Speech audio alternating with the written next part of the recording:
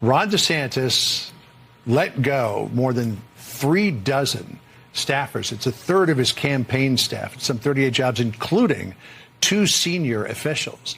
You know, when you take a look at governors and their history here, you know, this sense of inevitability that's built around them. Jeb Bush, we remember him. We talked about Tim Pawlenty. Scott Walker. Could Ron DeSantis be the latest in that group? He's desperately trying not to be. But this is a big sign. A third of your campaign staff. We haven't even gotten to August as of yet. Pop the champagne, kids, because Ron DeSantis is failing in public again. And he's doing it in the most Ron DeSantis way possible. After months of waging a nonstop war on woke as the centerpiece of his whole existence, DeSantis is now desperately trying to keep his ship afloat. And nothing seems to be working. There were real concerns by big donors, we were told, of the spending. The burn rate, and they were spending a lot of money but not getting a lot of bang for their buck. He is trailing in every poll by 20, 30, sometimes 40 points, depending on the poll, depending on the state.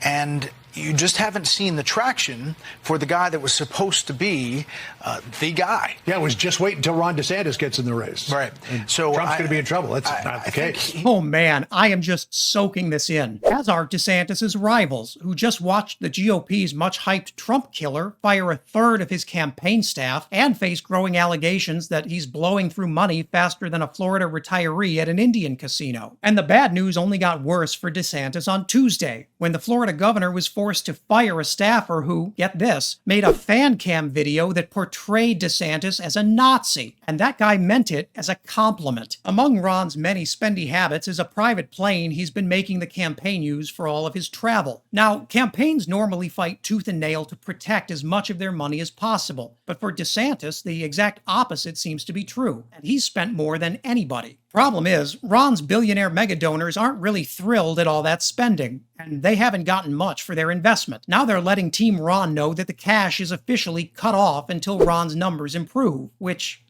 yikes. Now even Fox News is cutting bait on the governor they were hyping up just a month ago, and they aren't being gentle about it either. His campaign hasn't been officially running that long, and already a purge in the staff. What do you make of it? It's not a good sign. You know, when you fire a third of the people who are working for you, that's rarely a good thing. You can make an argument that it's better now than later on, but you know, the FEC filings that came out, you know, last weekend sort of confirmed this notion that they've burned through a lot of cash. And during this time when they burned through a lot of cash, they've actually fallen in the polls at a time when Trump was being indicted. So all of this stuff speaks to this sort of organizational questions. And DeSantis duped his donors with what at the time seemed like a decent strategy. He'd spend big at the beginning of the race to define Donald Trump and control the narrative. But then Ron found out that voters in Iowa don't care as much about fighting Disney as he does. And then this happened. First, the Trump lead is bigger than any lead that Governor Pawlenty or Governor Bush had, or Governor Walker, for that matter. This is a solid 30-point lead in the Monmouth poll, as in other polls.